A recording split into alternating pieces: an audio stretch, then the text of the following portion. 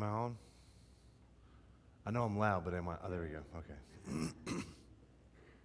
As Todd said, we're both suffering from vocal illness this morning, but God is going to bless it, just like He just blessed the music.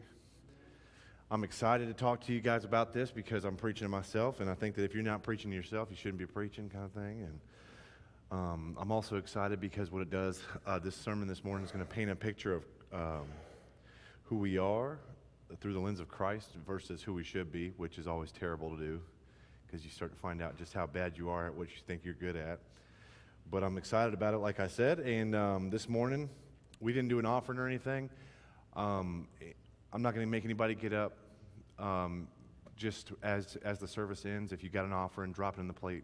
And Miss Barbara, there is something up here. Could you run that back to the back, or somebody? Okay, that way we don't have to. But man, it's cool to be able to come and talk. This is a conversation, guys. All conversations are productive. The least of those being productive is a one-way conversation. So I like it when you talk back to me, and I think it's helpful because there's stuff I don't know. I know it seems like I know everything, but there's a lot that I don't. There's a lot that I don't know. And I prefer it that way. I prefer to not know everything because it's not interesting to talk to people about things you already know about. So this morning, what I am going to talk about is relationships, interactions with human beings, specifically in the marriage, but just relationships in general, and how that applies to specifically through the scope of men. So what's funny is I started writing this because of things that go on in my life, in my marriage, and I say, man, where can we work on this? And it's easy to blame the other one. It's easy to say, like, hey, woman's wrong, she's not submitting enough, whatever, Scripture says to do it, so why isn't she doing it, kind of thing. And what you got to do is read the Bible, and when you read the Bible, you start to look at things, and you say, well, if you don't pay the price of the bucket at the movie theater, they ain't going to fill it up with popcorn. You've got to give in order to receive. God's not going to bless something unless, see, this is the thing. We are Christians, and we believe in free gifts, right? And we think, oh, man, God saved me for free, so now I don't have to do any work. I'm just magically going to be good, and everything's going to be good for me. But that's not true, man. The only thing that was free was salvation, okay? That's where He never said none of this else was free. That's why there's a book about it, because you got to do something. And a lot of people say, man, that's works-based salvation. No, it ain't. You're already saved. I'm not saying that you're not saved if you don't do these things, okay? You're saved and you're going to heaven. But you might be in a cardboard box on the street as opposed to the mansion. That's what He talks about. Storing up riches in heaven is about how you behave here on earth while under His name. That's why He said, don't take my name in vain. A lot of people say, well, don't say GD is what that means. That's not true. You shouldn't say that, but that's not what it's talking about. Taking the Lord's name in vain means something far deeper than that. See, in the time of the Hebrew people, and when this was written in the Hebrew language, taking meant wearing, donning, putting on.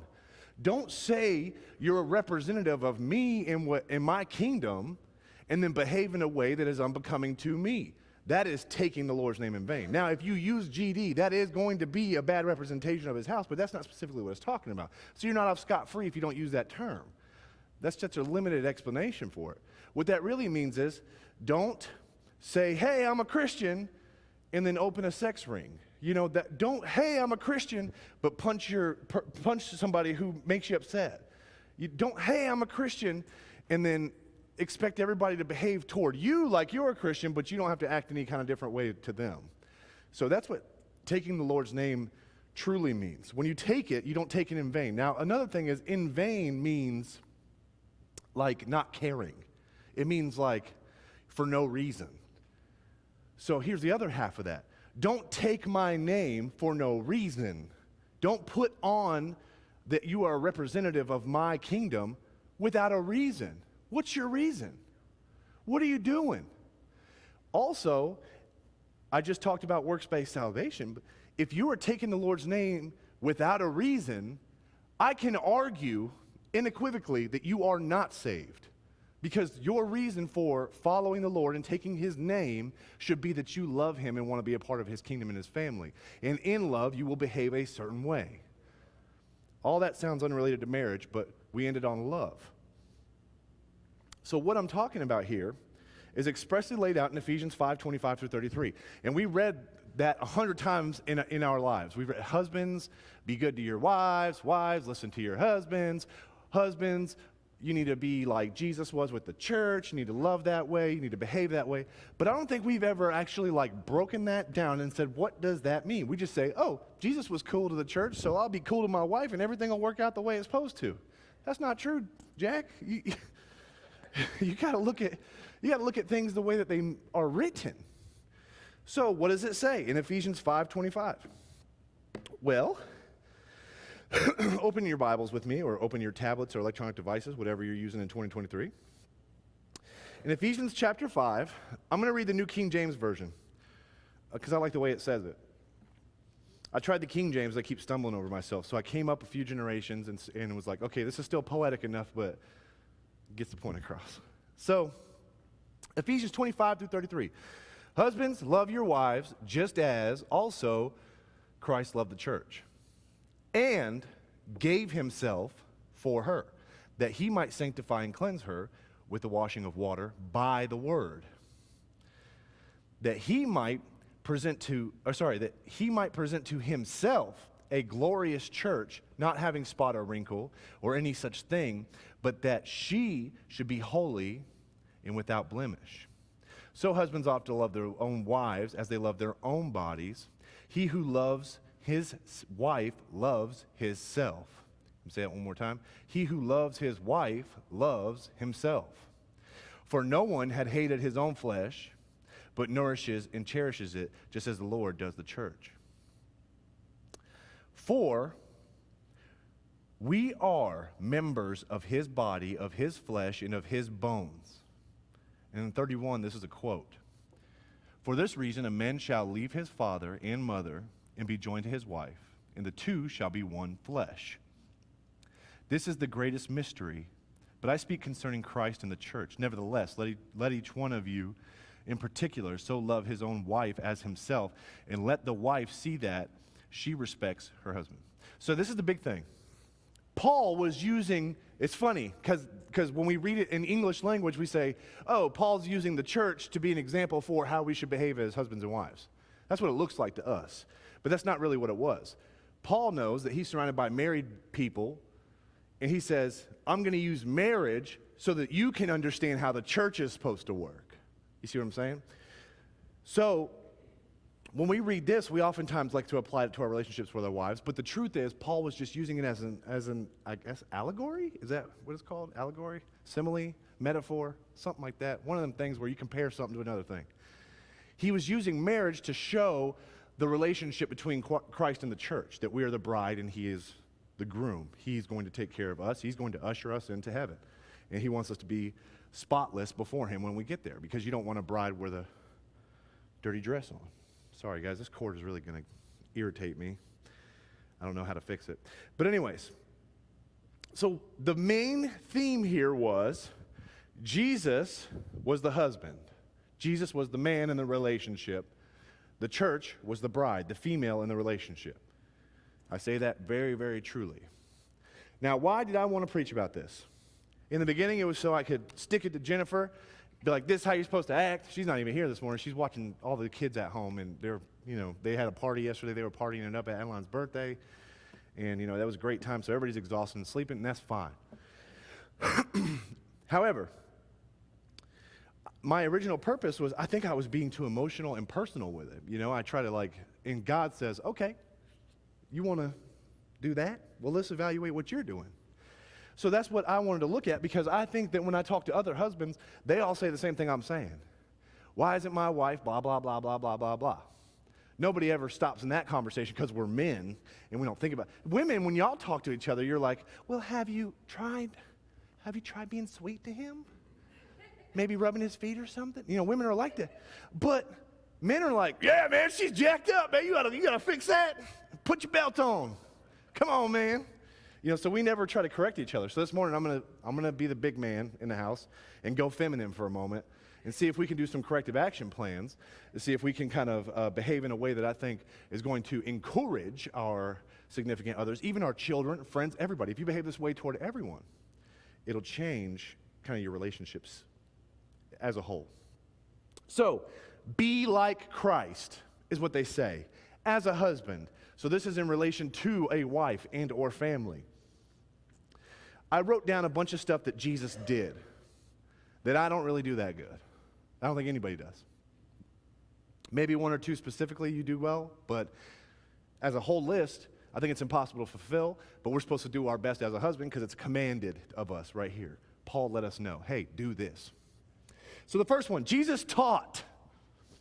I could give you a specific scripture verse, but I'm going to say anywhere between Matthew and Revelation. If you open up one of those pages, you're probably likely to stumble upon Jesus teaching something or somebody talking about Jesus teaching something. Okay? Jesus was a good teacher. He wasn't only a good teacher, but he was a great teacher, best teacher that ever lived. Matthew chapter 5 is a great example about that. If you look at Matthew chapter 5, they have since changed the way that they frame it, but that was the original mode that pastors were taught how to teach. You need to teach like he taught on the Sermon on the Mount. And Jesus did very well with that. So when I say Jesus taught, we're supposed to be like Christ, so we're supposed to teach. Now, where that becomes difficult, I know every man has experienced this, so it's going to be funny when I talk about it. In the beginnings of our relationships with our wives or our girlfriends or whatever, significant others, people treat you like you're wise. It's funny, they're like, oh gosh, he's saying things and I'm listening. You're like, wow, you're listening to me when I'm teaching you these things. So I love that. That's what I want. I want you to learn from me because I feel like DNA-wise, I'm like programmed to teach things. All men are. We're programmed to, like if a boy wants to learn how to fish and you know how to fish, you feel obligated, man. Listen, I dare you, bring a kid to a lake with a fishing pole around men who know how to fish. You will have 7 dudes telling him 7 different ways of how to fish, and everyone will be right, okay? So men are wired that way. We want to teach, we want to give our wisdom. Men don't want to teach things we don't know about because we also don't like looking stupid. But if you find something we know about, we want to teach about it. Now, here's our obligation as men. We've got to learn about the things that our wives and our children need to know about because we need to teach them because Jesus taught the church, and we are to be as Christ was with the church. If your kids need to know something, you need to know it. Now, we can say that's life lessons too, but also we have to open up their school books, and we have to read what they're learning. 2 reasons. Number 1, I need to know what you're learning because I need to be able to teach it to you and help you and aid you in this process. Number 2, you need to know what they're learning because they could teach them anything. And if you don't filter that, because listen, my kids are going to get A's in whatever they do, but they're going to know the truth. So at the end of the day, you can say what you want to say in your textbook. My daughter will know what answer you're looking for. Because remember when you go to work and you're learning from the veteran at the job, whatever job it is, and they're like, all right, man, listen, this is the textbook way to do it, right? But this is the real way to do it. This is how we knock this in. Exactly. So we know we need to give our kids the textbook answer so that they are intelligible when they speak about this topic, but we also need to teach them the real way. Because a lot of people don't know the real way. Second, with our wives, whenever our wives, what I was talking about before is you would learn from your wife would learn from you, and it made you feel good, made you feel like you were enriched, made you feel like you were fulfilled. What the devil likes to do to wives is the devil likes to make wives think that men don't know anything. Women will say that out loud. You don't fold the towels right. All right, number 1, there's no right way to fold a towel, okay? As long as that thing fits in the closet, who cares, okay? Another one, you don't know how to wash the dishes. Don't use the dishwasher because you could miss something in the dishwasher when you're taking it out and put it up, and then I got a piece of grits in my bowl still, all right? Use your hands to hand wash. This is the woman's preference. I'm not saying specifically all women feel this way. I'm just saying that there are little nitty-gritty things that women like to do, and that compiles over time and makes them feel like their husband is ignorant and needs them. Women want to feel needed. Their way of executing that is they lean on that men need women because men are dumb. Here's the trick, women. Men don't need you because men are dumb. Men need you because you were designed to be a part of them as one thing. They already need you. You ain't got to tell them, you ain't got to show them. And he will appreciate you. They will know. And if he doesn't, he is not leading you as Christ led the church, and you need to leave that body. Okay? Or never become a part of it in the first place. Next thing Jesus did, he provided. Jesus provided. Right after Matthew chapter 5, there was thousands of people. Thousands of people needed to eat. What did Jesus do? He provided food for them. He provided knowledge for people. He gave people healing. He did all kinds of things to provide for his family, his following, his bride. Jesus even provided for those who weren't a part of his family. I guarantee you everyone out there didn't get saved. Thousands of people. So, as men, we are supposed to provide. I know the men in this room. I don't have to tell you that you're supposed to provide. But there are men in this world who would rather their wife provide and they stay at home and be a stay-at-home dad or something. Oh, Mr. Mom. I understand. I get it. You can't. You can't do it, man. Your kids are going to be jacked up. If you try to raise them things by yourself, your kids ain't going to make it, okay? They might grow up to 18. They might get out the house and get a job. But in their minds, they are not going to have the proper image of what a man should be. And I think that there's a generational showing of what that can do to people. Men start giving up these roles of leadership. Men start giving up these roles of breadwinner. Men stop taking the weight of the family on their shoulders and letting women do it. Women, you are strong. I trust that you are strong. I know that you are strong. You push humans out of your body. I have a hard time with pushing other things out of my body sometimes. So I am so on board with it that you're strong. I'm so on board with the fact that you guys can do anything you want to do, and I support it fully. But you cannot do one thing. You cannot be a man. You cannot leave this house. Because at the end of the day, women, you desire that deep in your bones. You desire a man who is going to provide for you and give you a sense of security. Because women are emotional, and women want to be able to say, I quit, when they don't get their way. And you can't do that if you don't have somebody at home saying, I'll take care of you, you do what makes you happy. Right? Yeah, Michelle, you can't. You're stuck. Even if you quit, your boss is at home. So men provide. Jesus provided, so men, you need to provide. You need to get a job. You need to take care of your home. Get outside and cut the grass. Walk the dog. Take the trash out. Dishes are for women and children. I'm just kidding. Cook for your wife sometimes. Show her that you care. It's all a provision, though. It's giving them things that they need. Third thing, Jesus, this is what I'm good at. I'm good at this one. I'm not good at the other two, okay? I'll provide. I'll give you money. You can have all my money. I don't even know what's happening with my money right now as we speak. Jennifer's probably on Amazon right now spending my money. I don't know. But she's got it from me. And that's all that I'm saying you need to do. Jesus defended. This one I'm good at. This one's easy. Jesus defends the church. He defends his people. This is the part where a lot of women can't. It's not that you don't want to, and I trust you. And I believe in the woman getting enough adrenaline to flip the car off the baby. I've seen it on the TV. I've seen it happen. I don't know if it was real or not, but it happened. Women, you are incredible, strong people.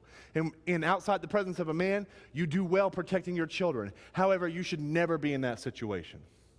Your man should protect you and your children and your house and your puppies, kitties, and all the other animals he says he hates, but really he loves. A man's job is to fight when he needs to fight, because Jesus fought when he needed to fight. Even if it means dying for your family. There's another way to defend your family. You defend it from the abstract, meaning thoughts, ideas, principles, morality. You've got to filter that as a man. We are designed without emotions, not in the way that women have them anyway. so that we can see things clearly for what they are and not be persuaded and convinced through emotional manipulation. We had a dude come to our house one time, and he was trying to sell ADT. And he had the prettiest teeth I've ever seen in my life. And his skin was just all the same color. And he was beautiful. And he came up to the door and he said, I'd like to talk to you about security. Do you feel safe in your home? You know, and he's talking about all the things he could do. And he's talking to Jennifer, and Jennifer's just, yeah. I was like, listen, baby, he's a pretty man. He talks well. But he's a liar. ADT is not here sleeping next to you. ADT will call the cops, and the cops will get here when they get here, but we got about 3 working for Baldwin County right now, so hopefully they're not doing something else when you call them. So don't waste your money. Don't waste your time. We need to be that discernment. We're defending from deception. We're defending from ideas. If someone tries to teach my child something that's incorrect, I need to be in such a place with my child that they're not afraid to come and ask me a question about something. Adeline asks me more questions than I want to hear, and I want to get so irritated and just be like, shut up! But I can't, because if I tell her not now, one time, that tells her I'm not coming back to ask him a question. I can't do that. I've got to think about these things 24 hours a day, 7 days a week. Same thing with your wife. If your wife wants to know something, wants to ask you a question, don't play dumb. Don't be mean. Don't tell them not now. Your wife is more important than anything you got going on, I promise you. You stop what you are doing and you answer the question. I know it's hard. Don't quit poking each other, guys. Everybody's out here, You hear that? Don't worry, I'm getting to y'all. Don't even worry about that. So make sure that you're defending in all facets, okay? Don't just be ready to fight with a gun or with a sword or with a bat or a golf club, depending on your economic income. Be prepared to defend against ideas and morality. Now, the biggest method of defense, which is the hardest one to fight against, is through media consumption. I, as a father, am the king of what comes through the television, what comes through the tablet, what comes through the phones. Not just mine, not just my kids, but my wife's too. I need to know. Women, the devil will put this defense tactic in your mind for him to be an insurgent like a ninja into your brain. He will say these words in your mind. Why does he not trust me? It ain't that I don't trust you. It ain't that I don't think that you're going to do, it's not that I think you're doing something wrong. But I have the responsibility. It is my job to look at what you're consuming because it is my job to defend your heart. It is my job to defend your relationship with Christ. It is my job to make sure that you are not being negatively influenced so you can't negatively influence my children. I've got to see what you're consuming. I have to also believe that my wife is going to hear me say, don't watch that. You don't want anything to do with that. And she will listen. Not sneak off at lunch break on work and watch it on her cell phone and then delete all of her history and make sure that nobody can find out. We've got to trust each other. That's what true love is. So when I'm defending my family, I'm defending them in all facets, just as Christ defended the church in all facets. Next, Jesus cleansed. John 2:11 through 12. John chapter 2, 11 through 12. Jesus is a great defender. He was blunt. He did not care about the opinions of those who heard him. When he needed to answer a question, he answered it. He did not get emotionally involved, but he also did a good job at tailoring his response to those who were listening to him so that they understood what he was trying to say. I cannot talk to Adeline the same way I can talk to my wife because they have different intellectual levels. I cannot talk to Asher at all because he doesn't understand anything. I just have to grab and remove him from situations. So, John chapter 2, verse 11, it says, this was the beginning of the signs of Jesus, right? Jesus went down to Capernaum. Sorry, 12.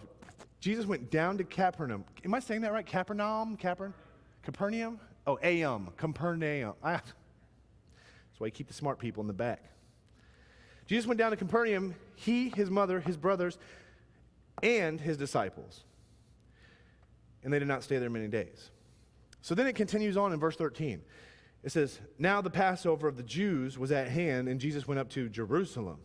And he found in the temple those who sold oxen and sheep and doves and money changers doing business. Okay. Cleansing your house.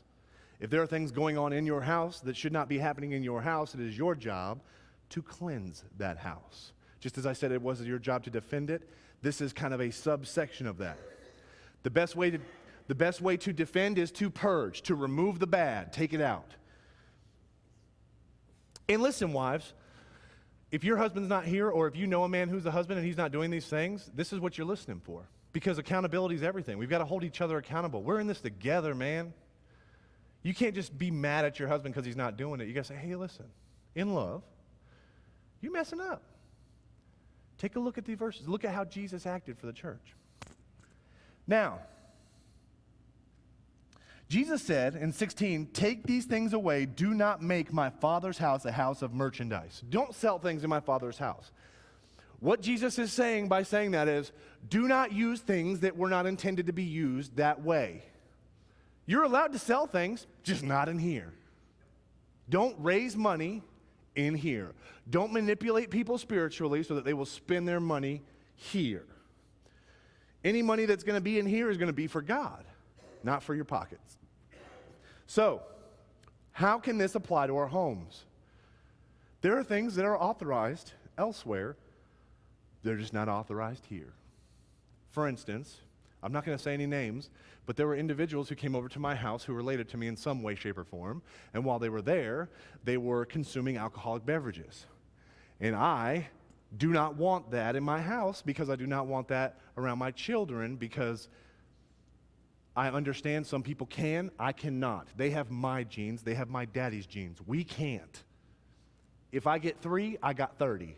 You see what I'm saying? There's no breaks in this family. Okay, we go all in. That's why I'm fat. I cannot eat 8 chicken wings. Okay, no, I need 80 chicken wings right now. It's all bone anyway, okay? Quit judging me. So in our home, we just don't allow it because I know genetically speaking, they have addictive personalities. They're going to do bad if they have access to it. I don't want to see my kids seeing that. I don't want to see my kids seeing grown people become inebriated because they don't need to experience that side of a person that has no real filter. Again, you can see how every aspect of this bleeds into another aspect. I'm trying to keep certain content away from my children. So it's my job to cleanse. What if there's something in the house that I have for myself that my children don't need to see? The question I have to ask myself is, do I need this? Probably not. If my kids can't see it, I probably don't need it because the Lord probably don't approve of it. I need to get it out. Because the last thing I need is my children to stumble upon something that's going to wreck their mind and get them into something they don't need to be in. When I was a child, I had that experience. I stumbled upon literature. It's Cora. Hello? I'm preaching, Cora.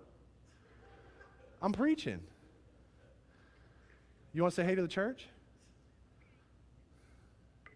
Okay, you're on speaker. Hey. I'll call you back. All right, bye. Bye. I was calling her about Ronnie filling up the water before next Sunday because the preacher, I guess, wants to baptize somebody next Sunday. So she was just calling me back. At any rate, what was I talking about? Oh, when I was a child, I uncovered some literature I shouldn't have come in contact with, and that messed with my mind. It messed with my perception of the female gender. It messed with my perception of my interaction with people. So I thought things were supposed to be a different way than they really were, and I had a hard time dealing with that as a young person. So you've got to cleanse, purge, get it out. Get it out. You don't want, my daddy used to say it, my grandma used to say it. Do you want Jesus to come back and see this in your home? Do you want Jesus to come back and see you doing this? Because you don't know. It could be 12:07 and 30 seconds. And you think you're getting the clear.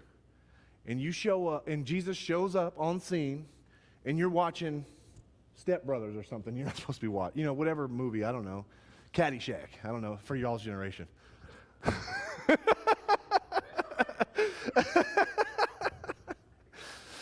But yeah, you don't want to be involved in it. I'm not saying you need to be on your knees praying 24 hours a day, 7 days a week.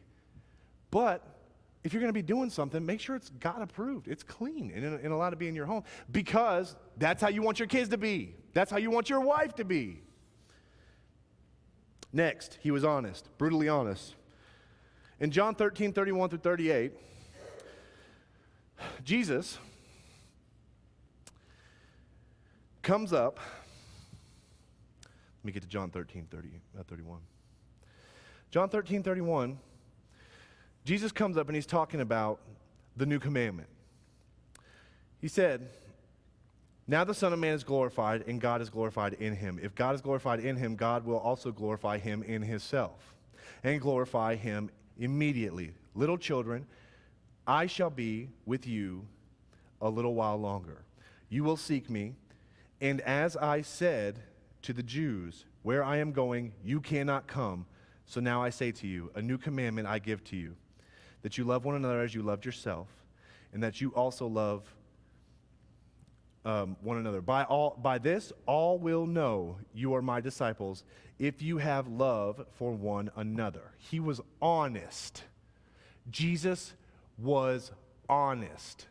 You cannot not show love for one another. You cannot come with me. Do you think that Peter and John and all the crew wanted to hear hey man, where I'm going, you're not allowed? But Jesus, we've been with you this whole time. We watched you die. You came back. What? You can't come. You're not ready. So while I'm gone, do this. He was blunt. You've got to love one another. I think he was talking to Peter specifically. I feel like nobody else seemed to have a problem loving on people. But Peter had a problem. He wanted to cut your ear off and stuff. He wanted to tell you were the devil. He wanted to tell you stunk, He wanted to be mean to people. But he said, listen, man, you cannot be mean. You cannot be that way. You have to show love. And for 12 dudes, that's a very blunt statement. To women, and you're like, oh, that's sweet. But to a man, we're like, oh, is there like a different thing we can do? Like, can we just give him some money? You know what I mean? I'll give you a card. How about I give you a gift card, you get what you want? You know what I mean? No, you have to think. You have to care. You have to show love. Jesus was brutally honest in a way that was kind. So men, with your wives, we have to be brutally honest in a kind way. I know that we are all guilty of white lying to wives, girlfriends, the opposite gender. We're guilty. When women come up to us, okay, we talked about, and let me bring this up, because this is funny. Yesterday, I shaved my face.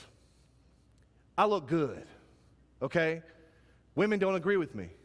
They think I should have kept my beard. I can't, I'm getting a new job, so I gotta shave my face now. So this is what you get now, guys, sorry. I'm gonna be skinny soon, so don't worry about it. When I shaved my face, a family friend, or a family member actually, Dylan, also shaved his face. I talked to his wife. Don't you like it? He looks good. He looks clean cut. I like that look. I like a clean cut look. She said, I hate it. I said, hold the phone. Let me ask you a question.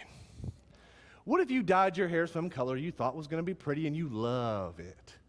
And then you bought this dress that you absolutely think is the cutest, most sexy thing, and you came home and your husband just didn't like it.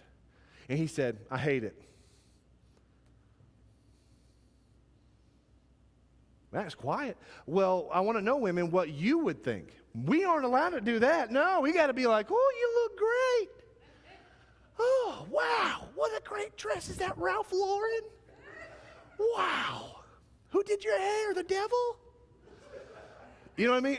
We're supposed to be white lying to you to make you feel better. Husbands, this is a weight off your shoulders. You got to be honest. Hey, it's pretty. I'm not a fan. Just for me, because women, your job is not to look good how you think you look good, and it's definitely not to look good for anybody else but your husband. When you show up at that house, if the husband says you're supposed to look a certain way because that's his preference, guess what Paul said? You're supposed to look like that. Because he said, men, your body no longer belongs to you, it belongs to your wife. Women, your body no longer belongs to you, it belongs to your husband. Sorry, feminists, you got to give it up. It's theirs now. Not in an unreasonable way. I'm not saying do things that are ridiculous, but you guys are one. So you both need to be happy with each other. Jesus was angry. Jesus got angry. Same verse. He went to the temple. What did he do? He got mad. He did. He flipped tables. He got mad. Jesus got mad. The Bible does not say don't get angry. The Bible says do not get angry and sin. Don't let anger influence your sin. One thing women need to understand is that sometimes men don't know how to express any emotion except anger. But if you don't let them be angry, they may not even be mad at you. Sometimes we're just mad because that's what we're built to be. I'm just mad right now. I'm watching, look, man, back in the 90s and early 2000s, you're watching the Braves. You were just mad at Bobby Cox when you saw him. You were like, man, I hate you. Bobby Cox. The name makes me just mad. So look, you've got to understand that men are like that, though. And you can't take offense to when they're passionate about a topic and it makes them feel emotional about it. Because the number one complaint for women is, well, they don't express themselves to me. Well, you act like you're scared I'm going to blow up the entire planet every time I start to show a little bit of passion about something, right? So you've got to accept that a man's primary mode of expression is passion and anger. Because we are defenders, we are fighters, we are testosterone driven, diesel trucks, we're built to go. Women, y'all are built to stay, be sweet, cuddly. So men, when your woman starts crying for apparently no reason, you've got to understand and not try to stop it. Just say, okay, this is happening. All right. Don't ask them why they're crying. Act like they're not. That's what they want. Why do you always tell me when I'm crying? I know when I'm crying. I don't know what to do.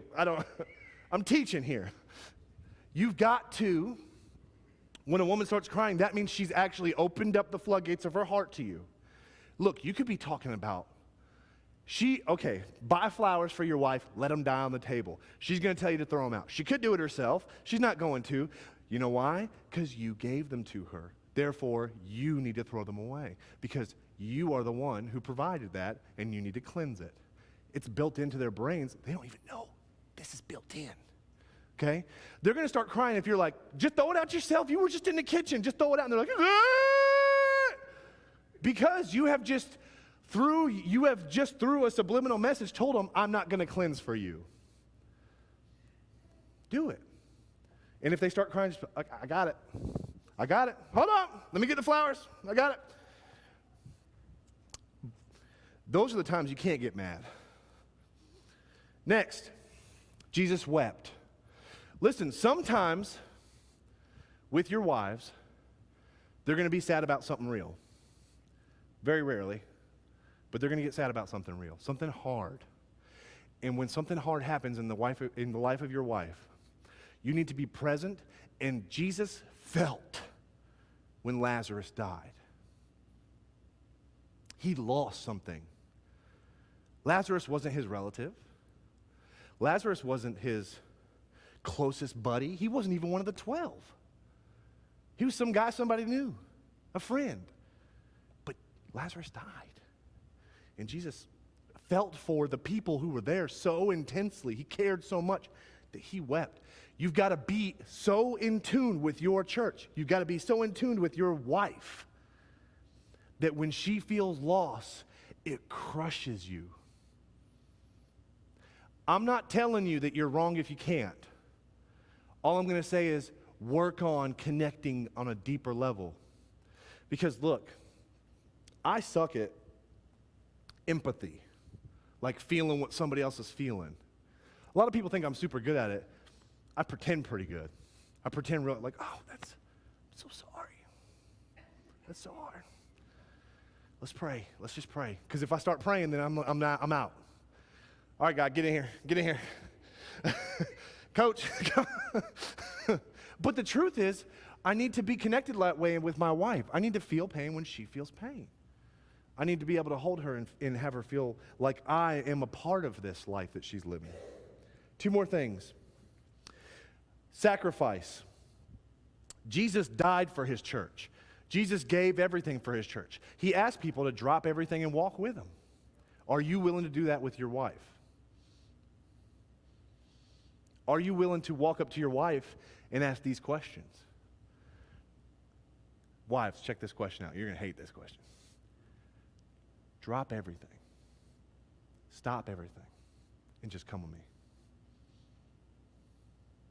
You want a husband that's of the Lord? He's leading your house like Christ? Can you do that? Can you drop everything you've got for your husband and just follow him? And just trust him? You want me to trust him? You want me to do what for what? He don't even know where his socks are. He's got on one navy blue and one black. I let him pick out his belt this morning. He's got the black shoes on with the silver tips on the laces and the gold buckle on the belt. That don't match. Right? These are things that men don't even think about. We're like, yep, my pants are up. So, are you willing to give up your previous ambitions for those of your husband as he follows Christ? Ooh. It's a two-sided sword, guys. Every single one of these things. Jesus made promises. I'll be back. You will be fed. I will be here for you. I'm sending a guide for you. Men, make promises to your wives. More importantly, keep them. If you tell your wife, in 10 years I'm getting you a real ring, I'm talking about 9 years and 6 months, you better have that thing ready to go. Because when that anniversary hits, you better have that 10-year ring in your hand. Because she will lose all of her faith in you. And she will tell you it's okay. But I promise you it ain't. If you tell her, I promise you I will never do X, Y, and Z again, I swear, don't even let me find out. You promised her you weren't going to do something and then went and did it. Because usually that's something you didn't need to do anyway. I promise I won't go to the bar anymore. I promise I won't look at them websites no more. I promise I won't eat that no more. I'm guilty. I'm guilty. I'm guilty. Y'all come get me. But if you make a promise, do make a promise. Not even if. Do make promises and do keep them. Do you know why? The whole reason we have a true living hope in Jesus is he said, I will die and I will rise again. I promise you. And he did it. That's why our faith matters. Because if Jesus, what did Paul say? If the resurrection is not real, the gospel's null. It's void. It doesn't mean anything. But he came. He walked out of that grave. The stone rolled away. I get goosebumps. I'm getting goosebumps. So make promises and keep them. Because that gives your wife a history of faithfulness from you and therefore encourages a future of faithfulness from her and reliability on her husband. Jesus returned is one of them. He came back, and he said he'll come back again, and I believe him. He's coming back. But Jesus always came back.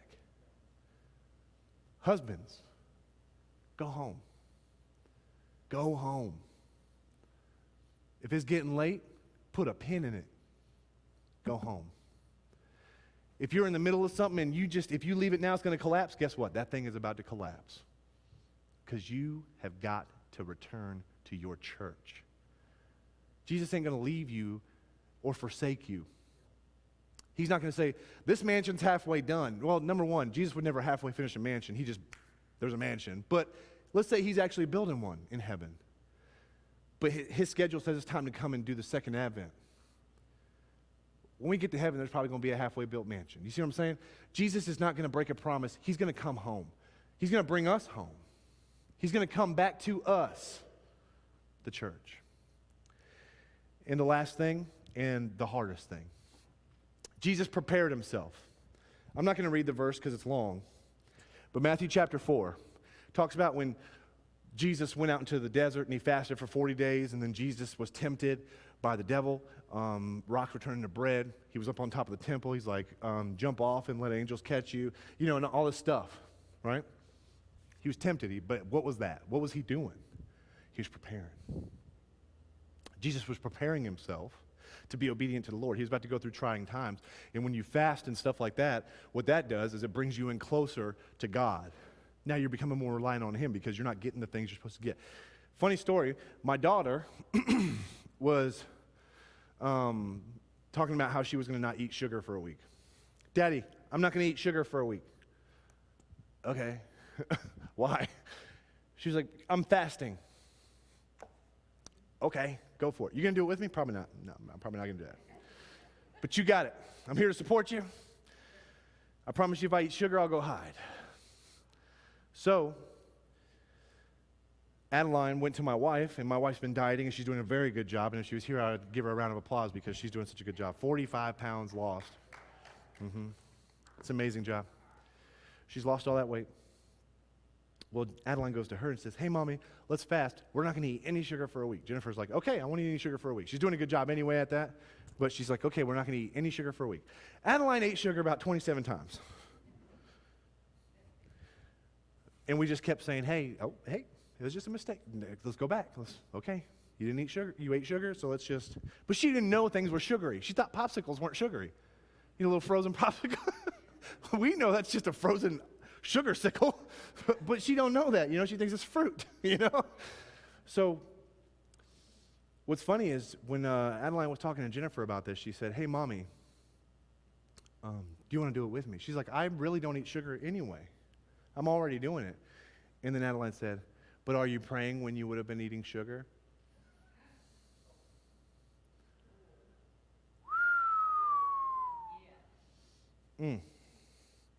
Got him, coach. When you're fasting, you're supposed to be replacing the thing that you took away with God's presence. Men, every day, and I don't every day, we've got to take time to be close to God before we interact with our families. That means if you wake up at 5 to go to work, get up at 4. I know it stinks. Get up an hour early. Get in close with God in the morning so that when you interact with your wife, you're fulfilling your promise of being so she's supposed to follow you, right? But she's supposed to follow you as you follow Christ. So technically, she's supposed to follow Christ in you. And she can't follow the Christ in you if you don't have the Christ in you. So if you wake up at 5 and she wakes up at 5 and you're looking for coffee and you're grumpy and you throw a bow on the way to the bathroom like, get out of my way, bah, I'm trying to get to my coffee, where's my underwear? You know, and you're throwing a fit. If you're not ready, if you're not prepared before she gets up, listen, it sounds like it's not a big deal. It's a huge deal. Her first dose of love for the day comes from you. And if her first dose of you is not love, you just ruined her whole day. Yep, and you also ruined yours because she's no wrath like a woman scorned, right? So women, don't take it personal, but give your husband some time in the morning to be alone with God. Don't walk in there halfway through and say, are you praying? You said you were going to spend time with God. What are you doing in here? What are you doing? What are you reading? I see you're on your phone, not in your Bible. I'm not saying that happens to me. I'm just saying that it could. So please, give your man some time to calibrate himself, to decompress himself from his rest. He wakes up. Men, we wake up fighting, man. I'm up.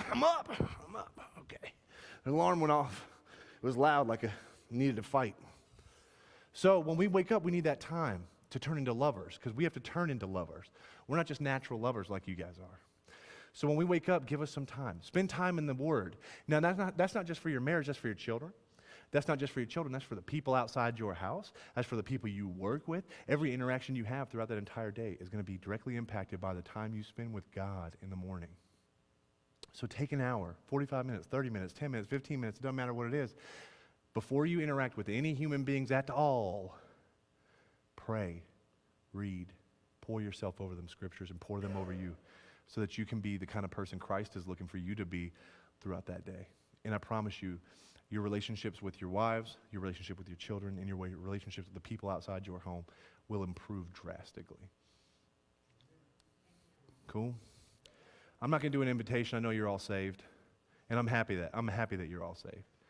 What I am going to do is just pray real quick. We won't do any music if that's okay with you. And does anybody have a request, a prayer request or anything like that? We'll pray for you, Calvin, that you continue to heal. Amen.